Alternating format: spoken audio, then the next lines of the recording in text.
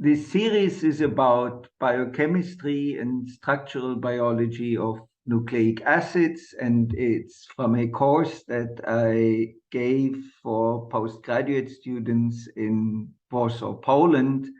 It is structured into several different parts.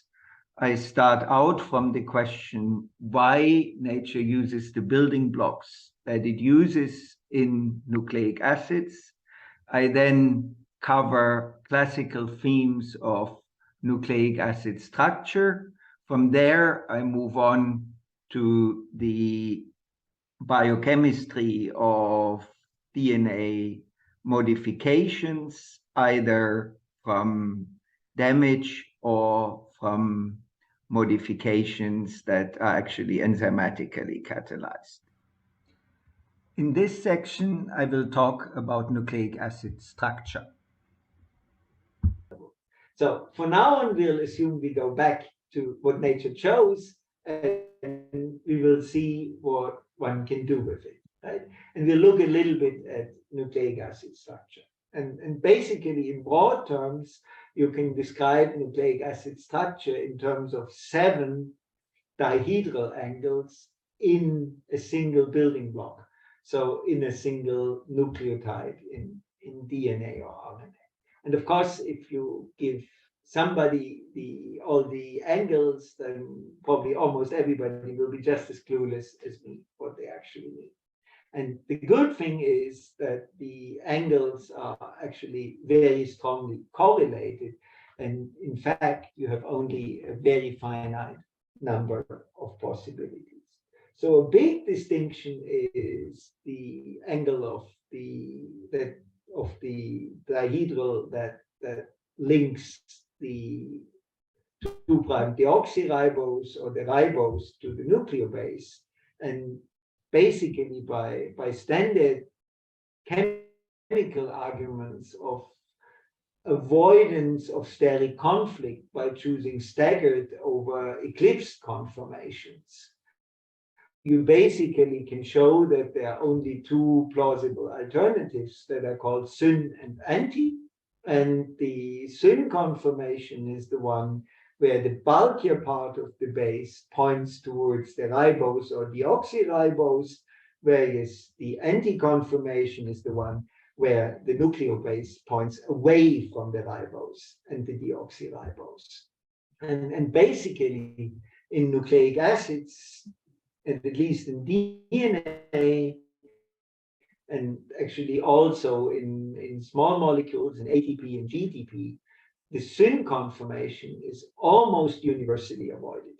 And the reason why it's avoided is that you get steric crowding in between the nucleobase and the ribose, and that's unfavorable. It's much better to flip out the base and avoid the steric conflict to the ribose or deoxyribose. And what you basically then have is you nicely expose the so-called Watson-Crick edge, so the edge that is involved in Watson-Crick base pairing. And so basically you always have the anti-conformation in the nucleic acids. Okay, you can also see this in this quantitative diagram, right? The range of angles that is acceptable for the anti-conformation is a little bit dependent on whether we are talking about a purine or pyrimidine. And actually for the purines, there's a small possibility of the unfavorable syn conformations. For the pyrimidines, you can essentially forget that altogether. The steric conflict is simply too severe. Okay, now what other angles do we need to know? We need to look at the conformation of the ribose or the deoxyribose.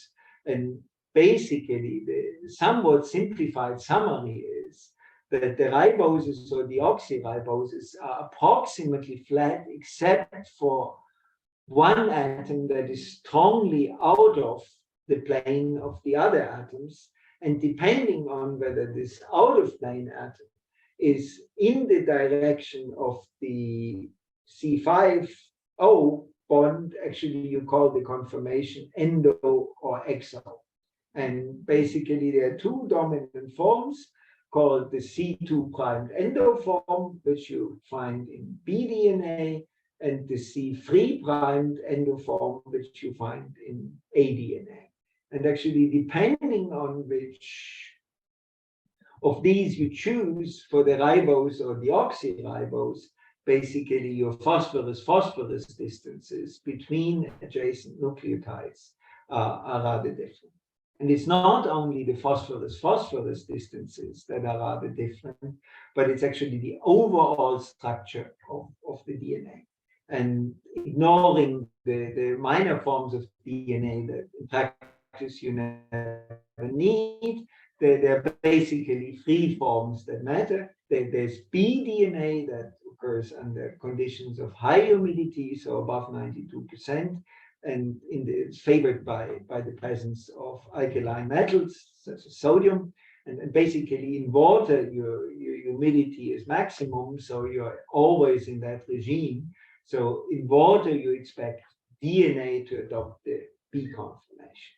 Once you start drying DNA, and you can do that experimentally, or it happens, say, when bacteria sporulate, when you take out water, then basically DNA goes for a conformational change, and you go to a form that's called the aDNA, that is sort of more a storage form, usually not observed with exceptions.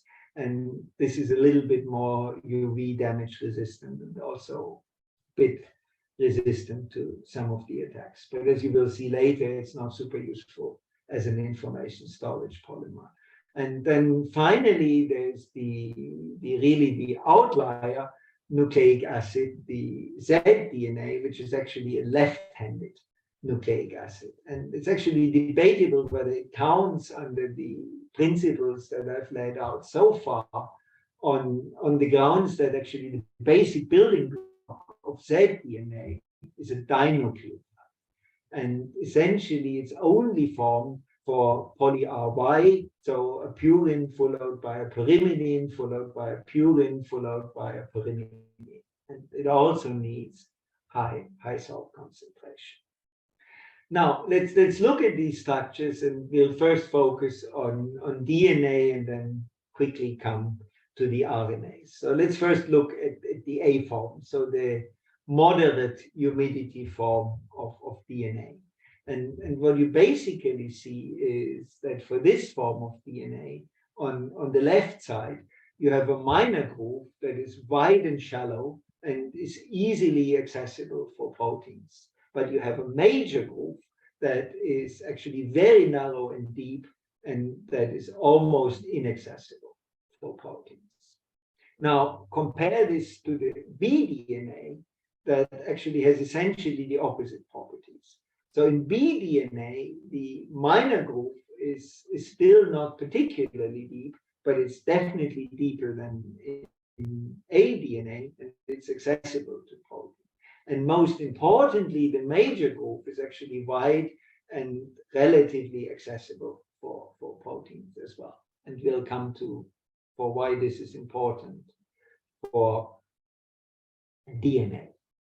Now, there's also zDNA, really a bit exotic, and if you're really into nucleic acid structure, have a look at it. But I would rather focus on the A and B DNA.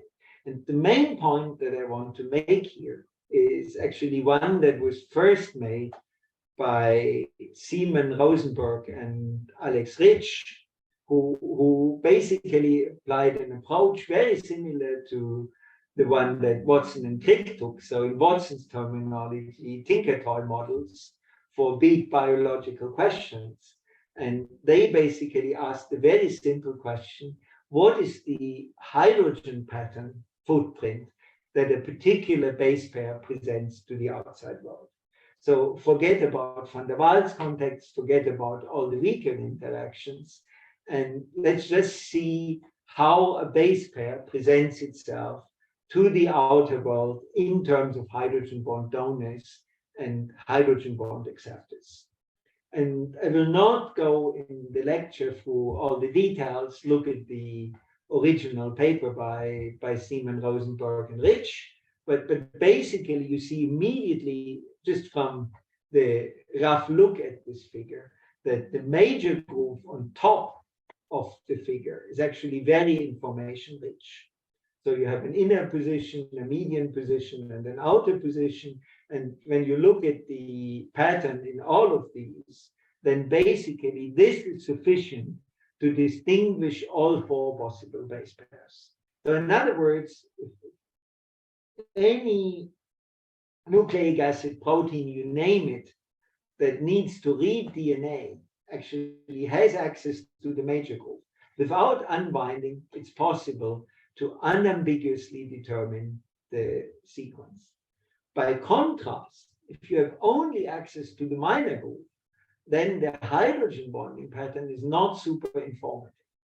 And it's not super informative because basically what's called the outer positions, outer minor groove positions, called S1 and S1 prime, are actually universally hydrogen bond acceptors, no matter what choice of bases you have. For all four base pairs, S1 and S1 prime are always hydrogen bond acceptors.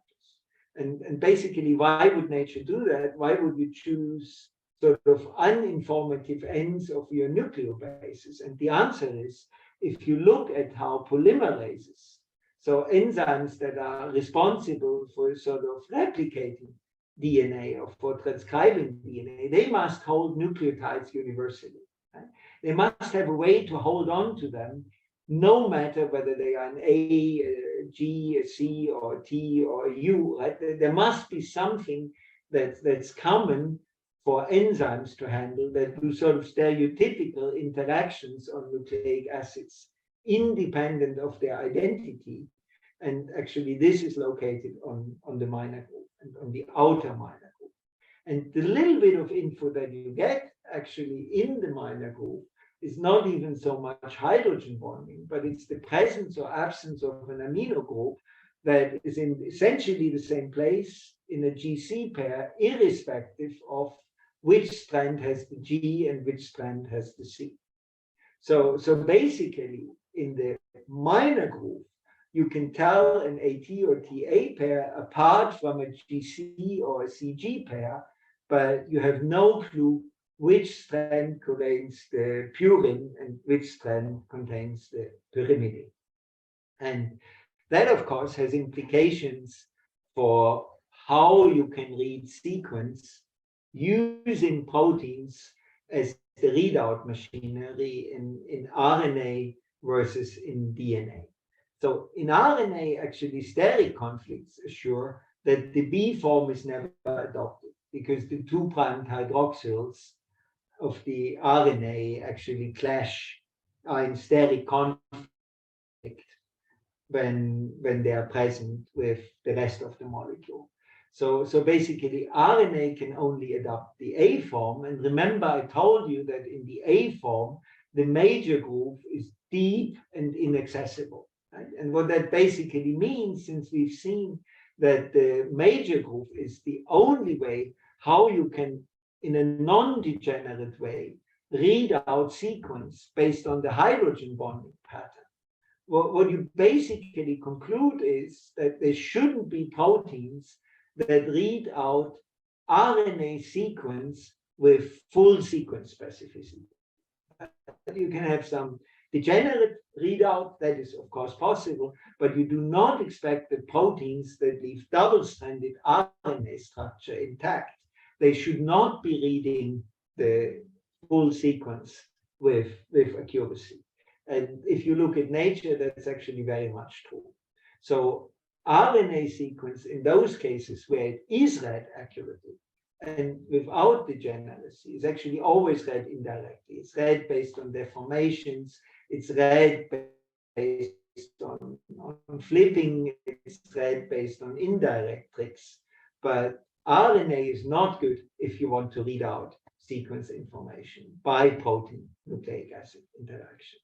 By contrast, bDNA exposes the information-rich major groove to the environment, and therefore, basically, fully sequence-specific, non-degenerate readout is actually, and this is a mistake in the slide, I'm sorry, it's very much possible, of course. And so for dsDNA, fully sequence-specific readout is common, and it's typically in the major groove, assisted sometimes by additional minor groove contacts, and fully sequence-specific dsRNA binding is of course rare. Now, you probably, and of course people who work for Janusz know it extremely well, base pairing is very stereotypical in DNA, so you only have interactions via the Watson-Crick edge. In RNA, base pairing is much more diverse. And actually, among this diversity, the dominant way how you interact is by what's called the Hookstein edge of the purines. So if you see my cursor, actually, oops, I'm sorry, if I now move my cursor like this, actually this would be the Watson-Crick edge, right? And this edge of the purine is the Hookstein edge. And if the purine interacts via this edge, then you call the thing Hookstein base pairing. And actually Hookstein base pairing is seen quite a lot in double-stranded RNA. Double-stranded RNA has also interactions via what's called the sugar edge, and it also has interactions that are not between the nucleobases and another nucleobase, but between the nucleobase and the ribose in the backbone. So DNA structural biology is pretty boring, unless you are into intercalating drugs for cancer chemistry. But by contrast, RNA structural biology is actually a very rich field, even before you add the complications of the RNA modifications. And we'll come to that. Now, since this is meant to be a lecture also on nucleic acid structures in particular, let's look at some special structures. And perhaps the most famous ones of these is the so-called holiday junction. So what is the context of the holiday junction? The context of the holiday junction is actually double-strand break repair. And in double-strand break repair, the idea is that you fix the broken DNA based on a homologous template. And the homologous template actually is approached by the single strand overhang that is made by sort of cleaving one strand of the DNA on the end of the double strand break. And this invading strand is actually then elongated based on the information in the homologous template. And that happens on both strands. And the next thing that you get is a so-called double holiday junction. So a single cross like this would be called a single holiday junction. In the context of double-strand break repair, you actually have two of them. And you have then different ways to resolve them. And this institute, I really don't have to introduce the holiday junction resolvases that Martin's group has done so much on.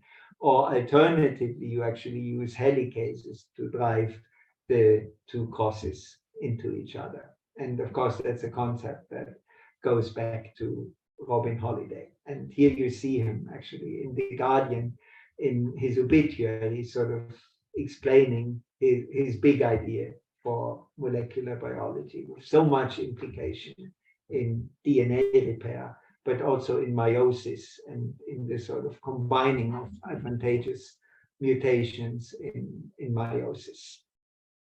Okay, however, actually what most people are not aware of is that the holiday junction, how Robin Holliday draws it, actually is very far from what the holiday junction is from a structural biologist's perspective.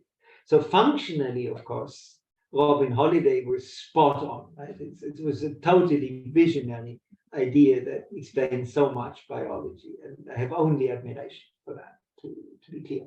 But structurally, actually, holiday junctions look very different from how Robin Holliday imagined them.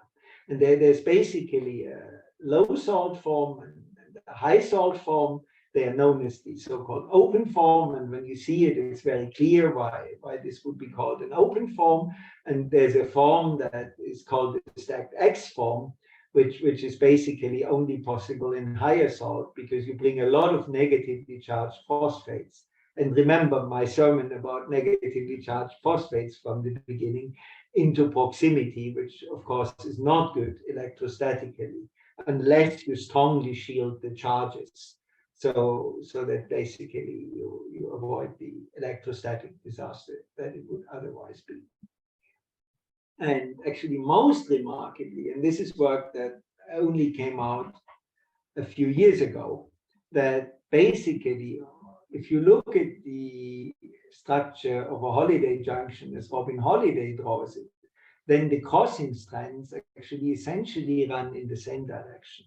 But when you do small angle scattering experiments or other fluorescence transfer experiments, what you actually see is that in reality, structurally, there's a flip around. Actually, the DNA strand practically reverses orientation, and so does a second one. And there's a lot of flexibility in the structure. So say the left one can morph into the right one and vice versa. So if you want to go from Robin Holiday's conceptual Holiday junction to Holiday junctions, as you see it in structures, basically take the top of Robin Holiday's picture and twist it 180 degrees around the vertical axis. And then you roughly have what you expect in the presence of high salt, or also in the presence of some proteins. There are, of course, also other special structures. There are not too many of them in DNA, but this one is. So these are so-called G quadruplexes that basically live on the pairing of guanines, where in each guanine-guanine interaction, you have one Watson-Crick edge actually hydrogen bonded and paired with a Hookstein edge of another guanine. And as an organizing principle in these structures, you need a central metal ion. Now, these structures were famous and attracted a lot of interest in the context of telomere biology in DNA. But meanwhile, there are at least claims, I'm not yet completely sure how biologically relevant that is, but there are now claims in the last few years from Balasubramanian's group and others that they are basically also very abundant in RNA. It's not yet very clear what they do in RNA. Jury on that is out, but there is a possibility that there's more biology on these quadruplexes in RNA. RNA, of course, I told you already, is much richer than DNA in structure, right? And there's a whole gallery of motifs. I'm just showing one here, the famous tetraloop, that basically have much less regular interactions than DNA. So in this particular tetraloop, you have a violation of the syn-anti principle. So one of the bases is actually one of the nucleotides is actually adopting the unfavorable syn conformation. You have flipping that some nucleotides actually have the base out of the Watson-Crick context. You have cross-strand stacking. So lots of interesting and diverse stuff happening in RNA that you would not